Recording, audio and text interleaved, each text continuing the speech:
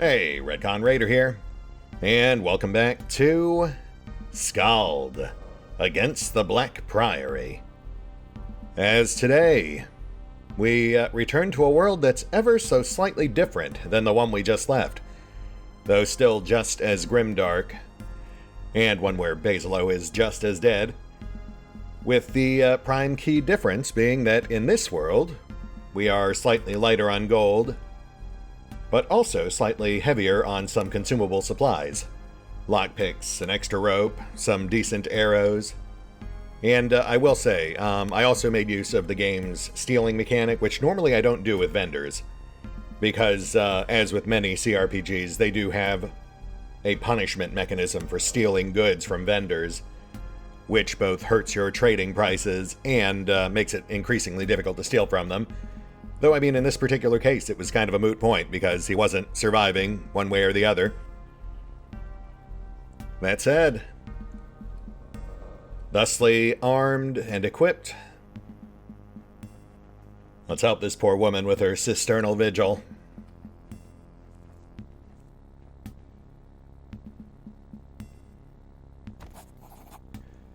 The well seems ordinary enough until you examine it more closely.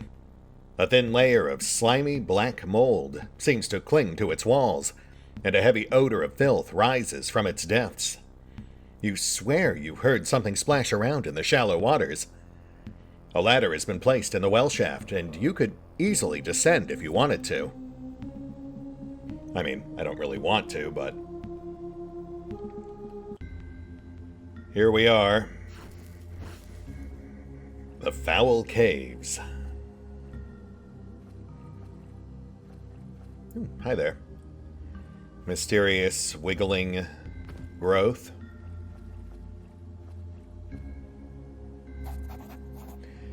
As you descend deeper into the earthy cave, you realize that the black mold covers most of the walls. Even the air is thick with floating black specks. Here and there, the mold seems to form nodules. Your mind fills with images of the nodules bursting open in an obscene mockery of birth, and black, worm-like tendrils of mold spilling forth into the world. An irrational urge to touch the nodes begins to grow inside you. Yeah, let's maybe not do that. I'm not really one to grope things that stalk in the darkness. Tempting offer, though. You know, if you'd caught me under better circumstances, maybe. But today I will just have to break the mold.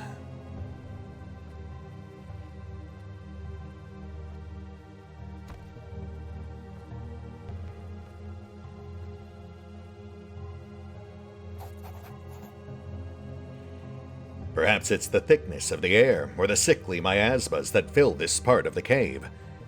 But stars flash before your eyes. Your mind is assaulted with images of alien landscapes. Cities? No, giant living structures, almost like the coral that the traders from the Seagate sometimes peddle. But large. So large it almost touches the sky. Then you see it. The structures themselves writhe with obscene life. Innumerable black, worm-like tendrils of black mold cover them. They beckon you. Give in to them. Let them take hold. In the sky above you, something massive shifts. Alright, you know, I thought you might be a fun guy, but now you're coming on a bit strong. I'm gonna go. Just saying that that recruitment pitch has much room for improvement. You feel as if you're dragged under and into the crushing blackness to unfathomable depths. Stars flash before your eyes again, and you once more see the impossible landscapes. Cyclopean edifices of writhing black shapes, an age of worms. You understand now. This is not some alien dreamscape. This is Warda. This is home. Yeah, that's probably not great. And you are a high priest, the god regent of a perfect world. And now it is time. The sky sunders, 7 eyes see. It comes. Give yourself to it. Tempting, but after careful consideration, I'm gonna pass on that lofty compost. Yeah, good. Gathering all your willpower, you wrest back control of your faculties and forge ahead. On the wall ahead, you spot it. A festering ganglion of black ichor, with 2 small human skulls leering from it.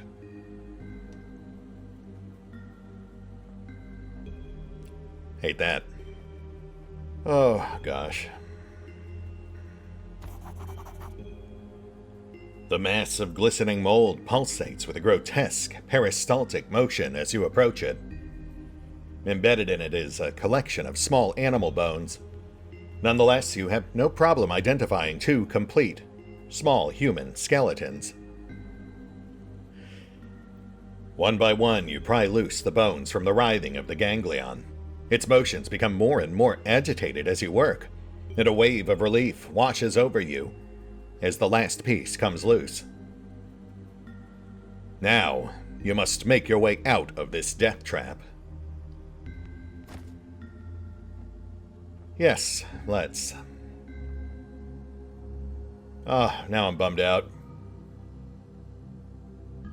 It does feel weird trying to crack jokes. I mean, in my defense, it's fungus. The puns are kind of built in, but that's a defense mechanism, trying not to think too hard about what we're actually doing here. It's, Oh. The 2 diminutive shapes materialize as if from the very walls themselves, bodies alive with writhing mold. Their blank, idiotic faces stare up at you in a grotesque imitation of life. Your blood runs cold as organs that should never shape human voices spill forth the sound of children laughing. A loud shriek escapes from the horrors, and in a maelstrom of writhing blackness, the 2 pathetic creatures reshape into lean forms that tower over you. They do not intend to let you leave. Monsters. You'll never hurt anyone again.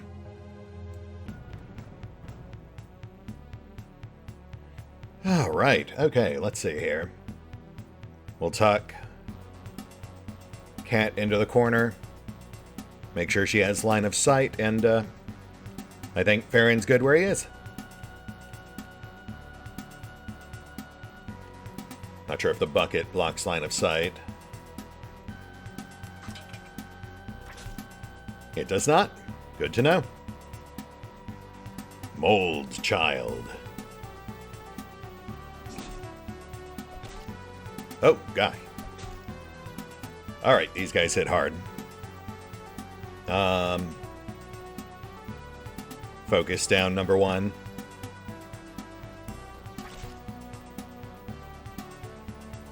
Top off.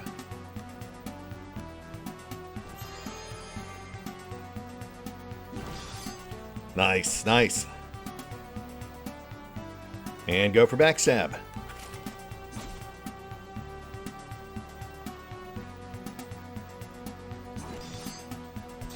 Nice, nice.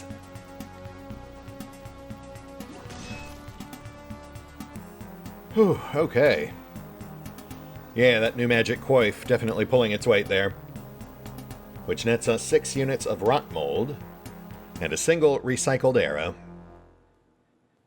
Also, level up on Farron. We'll take care of that momentarily. Let me just hand these off.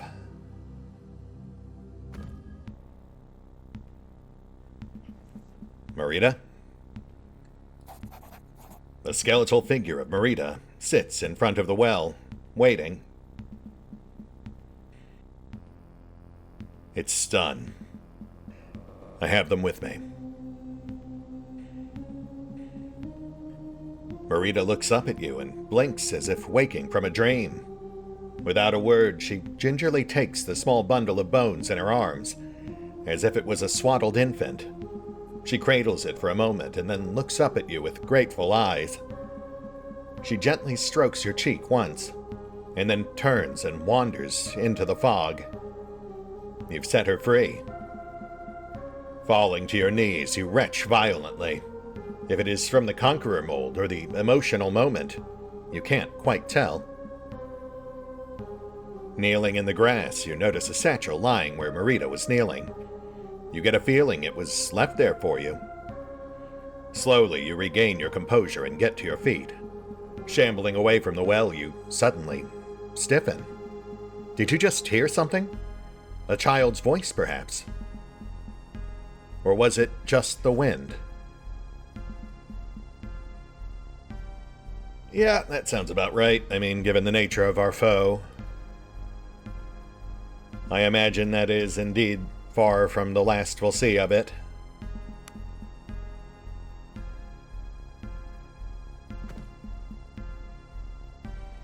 Gold ring, potion of cure disease, Marita's cookbook,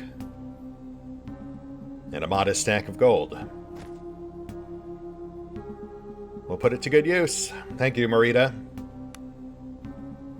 Obviously, this is just a trade good, but might as well feel fancy for a while. And Marita's cookbook, a humble cookbook. Vegetable soup, potatoes, carrots, leeks. All of the above can be found growing in our field. Farmer's omelet, 2 eggs, potatoes, onions. Seabird eggs will do just fine. Onions grow wild in abundance. Okay. A couple of basic recipes to get us started, that's good. As well as a general hint as to where we can find them, though obviously we've already been gathering them for some time now. That'll be good for once we finally get worn down enough that we actually do need to rest. Since eating properly cooked food, of course, will generally be more efficient and beneficial than just eating raw ingredients. But we'll also hold off on messing with that too much until we have a proper crafter in our party. From what I understand, while there is a dedicated story companion who can eventually take over crafting and, I think, lore master duty, we won't actually get them for quite some time. Again, I have played out mostly towards the end of the first main island here, but I've never played past that, and at the point I stopped, we still had not encountered that character, so I know we're going to need a filler custom lore master for a while to help tend to those sorts of intellectual tasks. But that's for future retcon to worry about. For now, we work with what we've got. One sec, let me take a look at our level up options here real quick, and then we'll push on.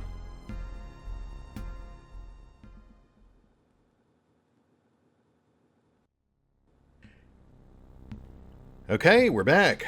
And unfortunately, we're only level 4, so we have not yet unlocked those tier 2 feat slots just yet. So, since we're stuck with the tier 1s, I figure we'll just go all in on Axe Initiate. We'll go ahead and grab Wild Swing.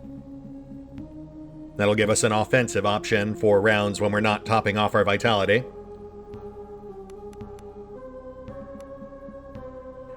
And on we go.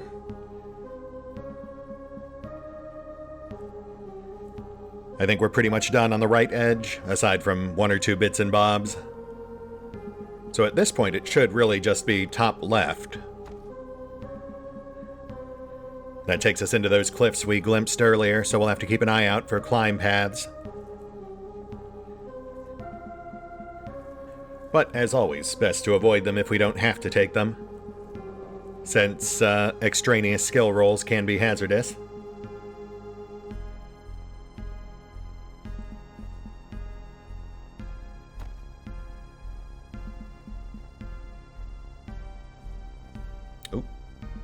We have some sort of slumbering beast. Let's creep in closer, and we're fighting. What do we have? Dire Hounds. Okay. Oh, and corpse as well. Alright, this one looks pretty straightforward. Let's do this.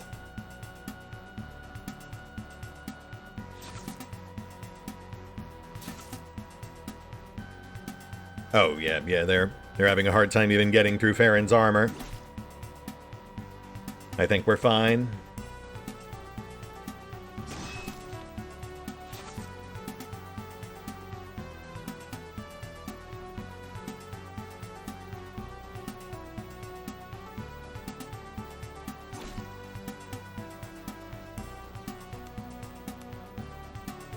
Ah, okay, so both abilities share a cooldown.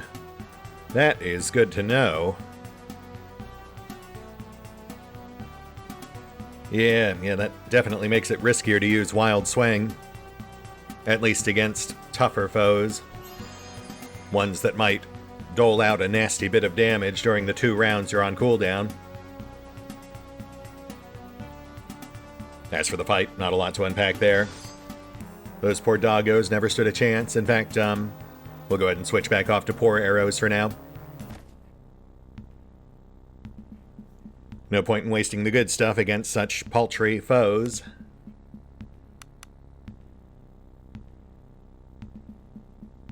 And is this our astrologer?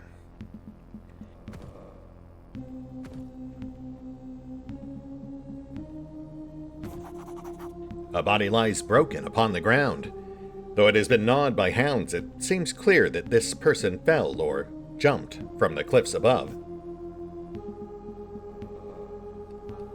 Might be our guy. Though I'm not ready to take that leap just yet.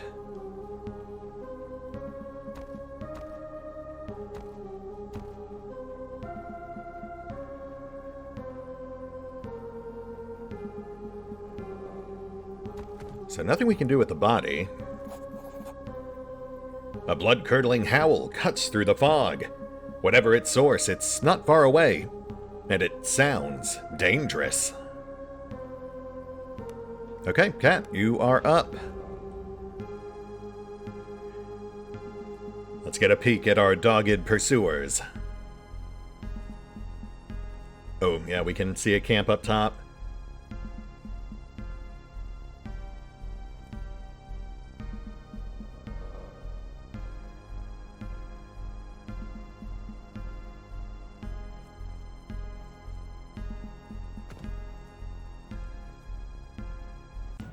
Oh, shoot. Hi. Wow, I did not expect you to spot me from so far away, but fair enough. Farron Ulf. Honestly, at this range, we've got a pretty clear advantage.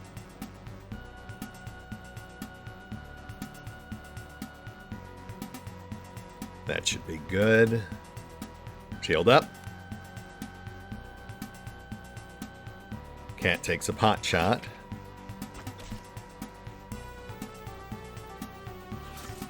Enemies engage. And we are good. Now we just whittle them down. Wow. Yep, that's one out. We'll be cautious with Cat. She's still pretty fragile.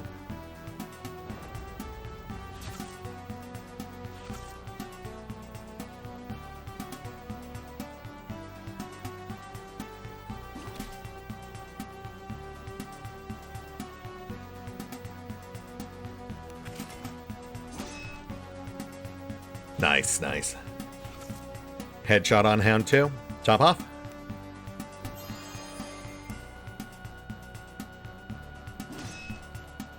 And headshot on 3. Very nice. Yeah, those are definitely our easiest foes yet. Not too much to worry about from them, I think.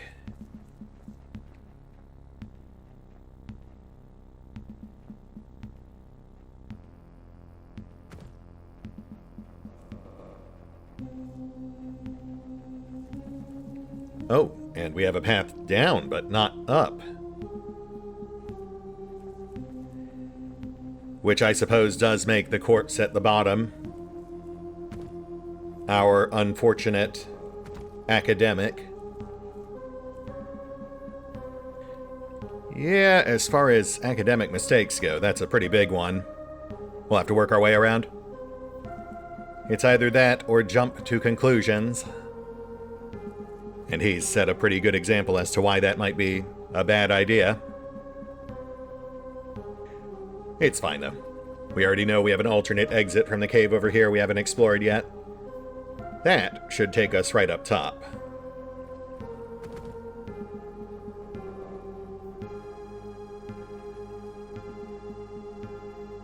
Oh, though we do have a climb path over yonder. But again, you know, if we've already got a perfectly good path here, we might as well take that rather than risk the RNG.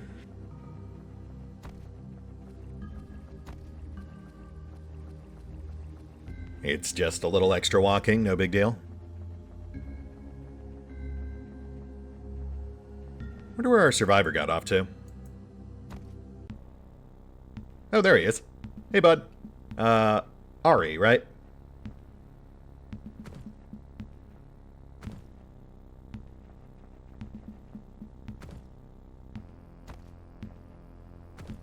Ah, shoot. I guess we do need to climb after all. At least if we want to get the rest of that stuff. Though note that affixing a rope was an option. I'm not sure if that completely removes the check or if it just makes it easier, but either way, that's a good reason to hoard the stuff if we come across more.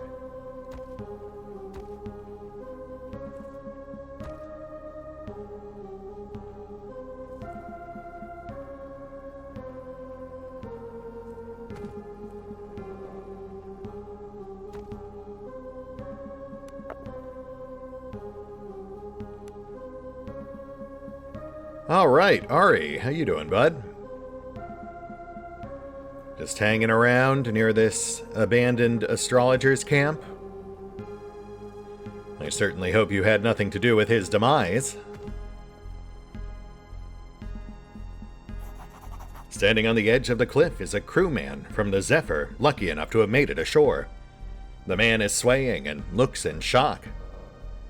I saw it. By the dead, I just saw it out there. The thing that sunk us. It's still out there. The man begins jabbering incoherently. Wait, so are you Ari? Or are you someone else?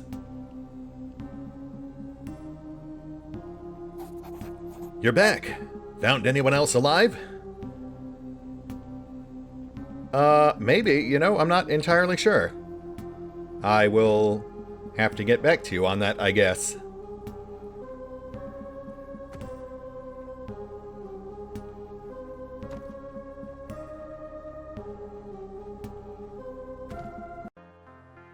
Oh, okay. Well, I wasn't trying to take a nap. I was just trying to rummage through his things, but fair enough. There's your camping tutorial. And an extra bit of rope. Always welcome. Ah, here we go. We've got brandy, we've got rations, we've got a journal. Let's get a gander at that journal before we fuss with anything else.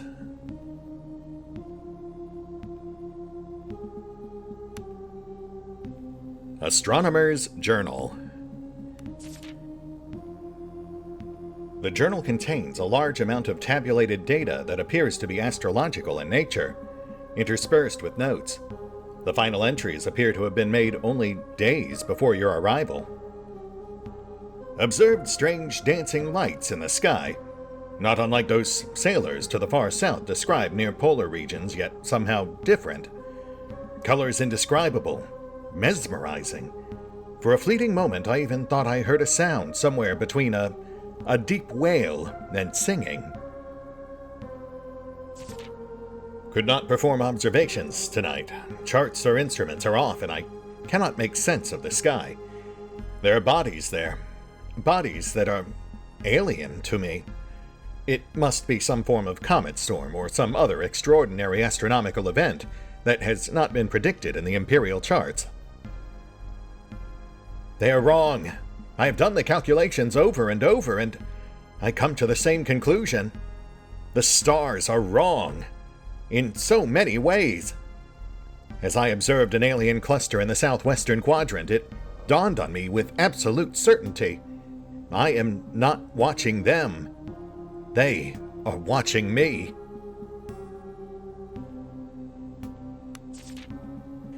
I dread to look again, yet I feel compelled to do so. They beckon me.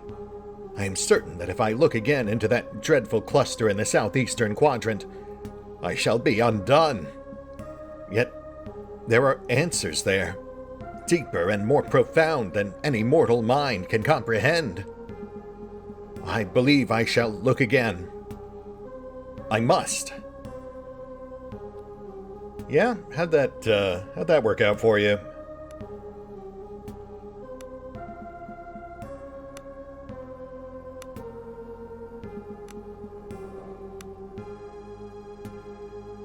Well, I suppose that's our cue to take a peek ourselves, so that we might better appreciate the gravity of the situation. A finely wrought telescope used for astronomical observations. Its lenses are no doubt the product of some of the Empire's finest heliomancers, and allows stars to be observed even in full daylight. You look out upon the churning gray roil that surrounds the windswept shores of Idra. Far out there, among the great waves and beating winds, you swear you momentarily see a great, glistening shape shifting just beneath the surface. Whatever madness has befallen this island, you are certainly safer here than on any ship out there. You point the telescope skywards, and after a few moments of searching, you find a gap where the stormy skies have parted just enough to allow you to examine the stars in their firmament. Oh, shoot. Okay, so that was a static check, not a rolled. That's a bummer. Though you realize your knowledge of astronomy is quite lacking, you are nonetheless left with a feeling of wrongness that you can't quite explain. Fair enough. Training the telescope on the southeastern quadrant of the sky, your eyes are immediately drawn to what appears to be something akin to a small, reddish cluster of stars. Though at first the tiny speck is hardly noticeable, it seems to grow larger as you regard it. At once, you're struck with the terrible realization that as you are watching it is gazing back. Fairly certain that's just a natural side effect of gazing into the abyss. I know it quite well. You steel yourself and gaze back into the cosmic aberration. A moment stretches into hours, days, eons. Stars are birthed and die, collapsing in on themselves in cataclysms that shake the very foundations of creation. Okay, so we may have set our sights a bit too high here.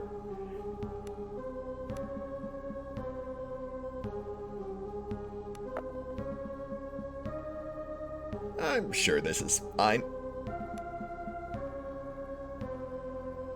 As you come to, you are sitting befuddled in the grass near the telescope. You have no idea of how much time has passed, but you feel like you have traveled impossible distances. For a fleeting moment, you sense profound realizations as they flee your mind, like dreams upon waking.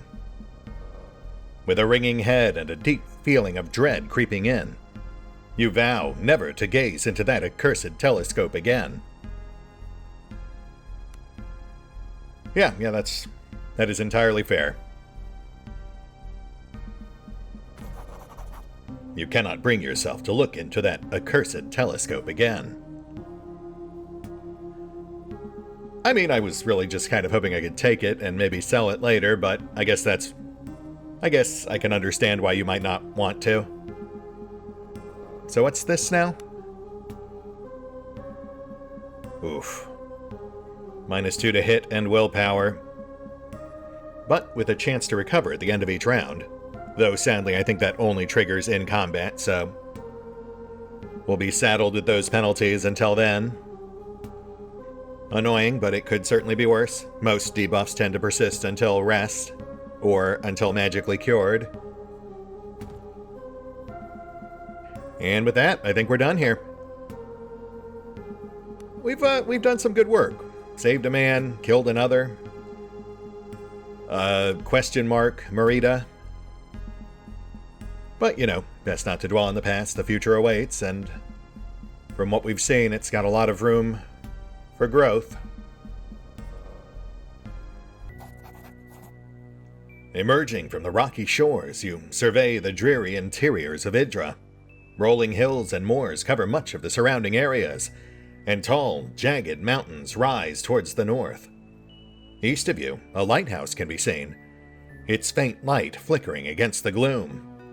Beyond that lies a bay, and from its far shore the wind carries the foul stench of burning corpses. Neat. There's something wrong here on this island. Something really bad. Cat suppresses a shiver. You came here for a reason, right? With mercenaries and all. Had to have been something important. Yeah, I was hired to find an old friend. Cat listens intently as you tell her about your quest to find Embla Baron. Girl's lucky to have family care for her, Cat mumbles. So the old man told you she was last seen in Horan, right? Well, I've been to Horan, landed there on our last run. I could tell something felt off about the place, but nothing like this. What do you mean? Here's how I see it. Horan isn't far, just a day's march to the east around the bay. However, I think we need to be all clever-like about this. Make sure we rearm and maybe even try to pick up a few allies. If we rush in and end up dead, we're not doing this Embla any good, is what I'm trying to say. So we should explore around a bit, right? Gather a bit of intelligence and whatnot. Right. Take it one step at a time. Yeah, just like that. Cat nods. See over there? Cat points towards the lighthouse to the east. Lighthouse is still lit, so it's bound to be manned. If we make our way there, we might find out more about what's going on. Might even scrounge up a hot meal. Sounds like a plan. Yeah, I think that's a good place to start. Anything else you'd like to share? Cat looks around, squinting against the wind. She nods her head toward the northern shore. I suppose any other survivors and wreckage from the Zephyr would have washed up on shore northwest of where we landed, right? Might be worth a look-see? Agreed. We've got 2 potential points of interest then. Let's move out. As you set out across the blasted landscape, you have a growing feeling that whatever horrific fate has befallen this region, it's somehow inexorably tied to your quest. Something dark and vast is slowly spreading throughout the Outer Isles, tentacles grasping greedily, as if searching for something. Great adventures may lie ahead, but so too does great terror. Of that, you are absolutely certain.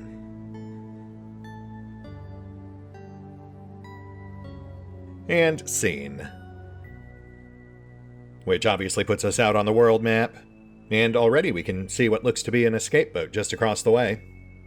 Though I will say that's northeast of us, not northwest, at least, if we're assuming a standard compass rose layout.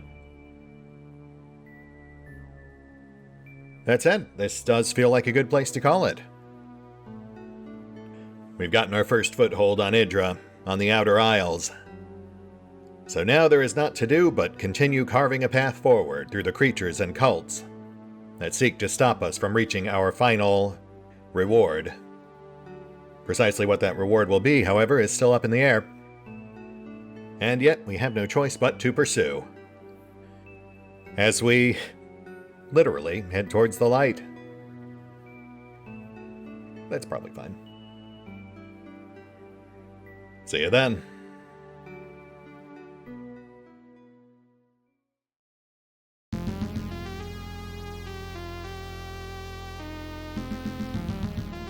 Oh, and special thanks to the raiders, the fine folks who help make these videos possible, including but not limited to Eerie B23, Revenant, Alois, Dragon Matrix 7, Drakiith, EgonAlter, Exsellsior, Gottlieb, James Trimmier, Kazorm, Mark Giemza, Nathan Welch Jr., OverlordPherom, RandomPassrby, RobbyB, Tomasz Piątkowski, Triphoppenskip, and Valinrook. Thanks for your support, guys. That said, if you'd also like to help support the channel, then feel free to push the buttons that do the things. Trust me, it does make a difference. Or you could even check out the PayPal, the Patreon, the Nexus GG, or the YouTube memberships. Links are in the description.